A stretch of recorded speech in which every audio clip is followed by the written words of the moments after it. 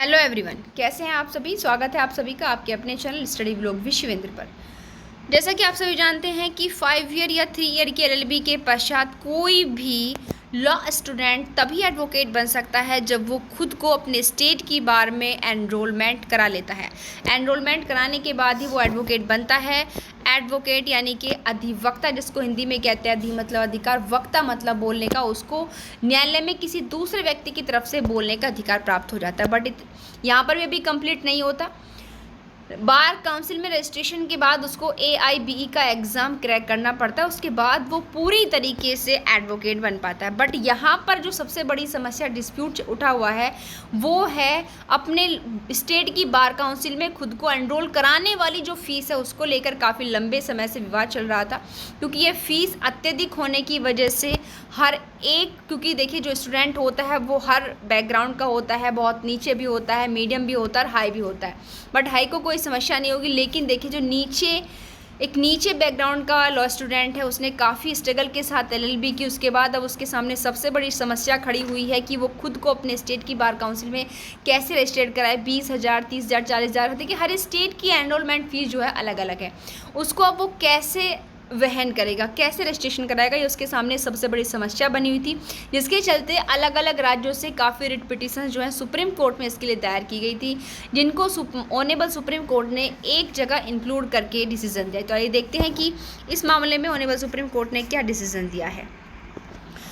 वकीलों से ज़्यादा फीस नहीं ले सकते बार काउंसिल, ऐसा ऑनेबल सुप्रीम कोर्ट ने कहा है। और किस मामले में कहा है, क्या एक ही स्टेट की बार काउंसिल के खिलाफ ये रिट गई थी या अलग अलग स्टेट के थ्रू गई थी। तो अलग अलग स्टेट बार काउंसिलों द्वारा हाई एनरोलमेंट फीस से जुड़ी जो ये पिटिशंस हैं उन पर अपना फैसला सुनाया। किसकी पीठ थी? मुख्य न्यायाधीश DY चंद्रचूड़ जी की और न्यायमूर्ति JB पारदीवाला की पीठ ने यह मामला सुना। और यहाँ पर इन्होंने 10 याचिकाओं पर फैसला सुना, यानी कि अलग अलग स्टेट से आई हुई 10 याचिकाओं को एक जगह कनेक्ट करके यहाँ पर इन्होंने अपना फैसला दिया। उन्होंने अपने फैसले में कहा कि बार काउंसिल कानून द्वारा जो डिक्लेयर नामांकन शुल्क है उससे ज़्यादा फीस नहीं वसूल सकती। ठीक है, तो आइए देखते हैं कि नामांकन शुल्क कितना है और फिलहाल में कितना देने का इन्होंने डिसीजन दिया है। वकालत के पैसे के लिए ऑनेबल सुप्रीम कोर्ट ने फैसला सुनाते हुए कहा कि स्टेट बार काउंसिल कानून द्वारा जो नॉमिनेशन फ़ीस होती है उससे ज़्यादा नहीं वसूल सकते। जो न्यू लॉ ग्रेजुएट के लिए नॉमिनेशन फ़ीस होगी उसमें जो जनरल कैटेगरी होगी उसको 750 रुपये फ़ीस, और यहाँ पर OBC भी इंक्लूड होगा, ध्यान रखिएगा।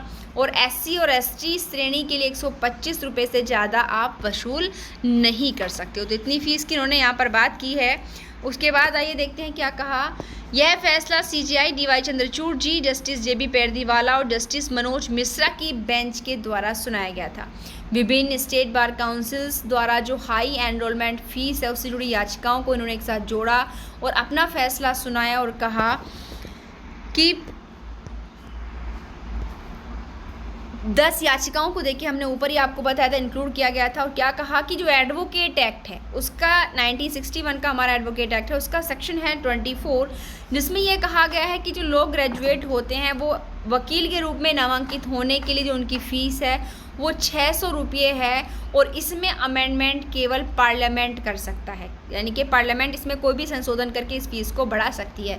तो एडवोकेट एक्ट 1961 के सेक्शन 24 के अकॉर्डिंग लॉ ग्रेजुएट को नॉमिनेट होने के लिए एडवोकेट के रूप में कितनी फ़ीस देनी होगी? शुल्क है 600 रुपये। बट यहाँ पर कितना वसूलते हैं? बहुत अत्यधिक। ठीक है, शीर्ष अदालत ने कहा कि एडवोकेट एक्ट के अंतर्गत जो विविध शुल्क वसूलने का कोई प्रावधान वहाँ पर नहीं है और यह अधिवक्ता अधिनियम के विपरीत है। सुप्रीम कोर्ट ने बार काउंसिल द्वारा फीस संरचना नहीं अपनाना, कि आप एक स्ट्रक्चर नहीं अपना रहे। एडवोकेट एक्ट 1961 पैसिफिक किसी एक एक्ट का, एक स्टेट का तो है नहीं, सभी स्टेटों के लिए नॉर्मली वही लागू होता है, लेकिन आप सभी अपना fees structure state bar council के अकॉर्डिंग अलग अलग करते जा रहे हो। तो यह क्या है? ये समानता का जो मौलिक अधिकार है उसका आप उल्लंघन कर रहे हो।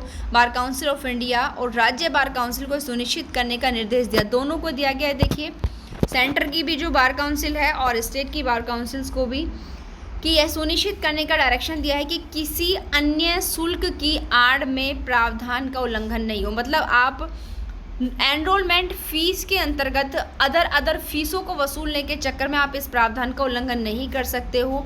यह भी स्पष्ट किया गया कि इस निर्णय का भावी प्रभाव है, मानी कि ये निर्णय केवल ऐसे नहीं है, आने वाले समय में यह जो डिसीजन ये एनफोर्स होगा और इसलिए बीसीआई और एसबीसी को पहले से जो एकत्र की गई राशि उसको वापस करने की आवश्यकता नहीं है। मतलब यह जो डिसीजन दिया है ऑनरेबल सुप्रीम कोर्ट ने, ये आने वाले मामलों पर लागू होगा। ऐसे नहीं कि पीछे जिन स्टूडेंट्स का नॉमिनेशन हो चुका है, वो एडवोकेट बन चुके हैं, उनकी फ़ीस वहाँ पर जो है रिफ़ंड नहीं कराई जाएगी। ये क्या है, ये डिसीजन जो है भावी प्रभाव से लागू होगा। इनके कैसा है, भविष्य लक्ष्य प्रभाव रखता है, भूत लक्ष्य प्रभाव नहीं रखता। उसके बाद अपनी पसंद का पेशा अपनाने का अधिकार है सभी को। सुनवाई के दौरान सीजेआई ने कहा कि गरिमा वास्तविक समानता के लिए अहम है। किसी भी व्यक्ति की गरिमा में व्यक्ति को अपनी क्षमता को पूरी तरह से विकसित करने का राइट शामिल है। अपनी पसंद का पेशा अपनाने, आजीविका कमाने का जो राइट है वो व्यक्ति की गरिमा का अभिन्न अंग माना जाता है।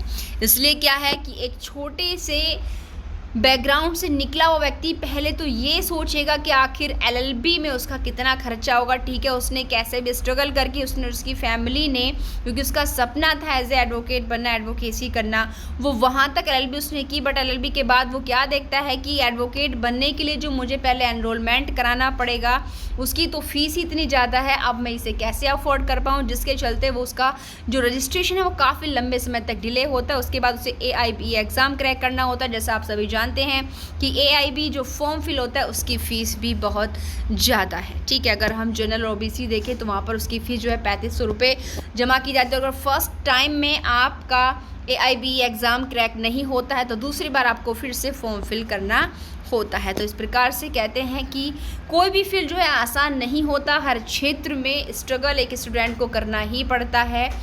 ठीक है, तो आपको हमारी आज की वीडियो कैसी लगी कमेंट करके ज़रूर बताएं और साथ ही हमारे चैनल को सब्सक्राइब करें और इस वीडियो को अपने फ्रेंड्स में शेयर करें।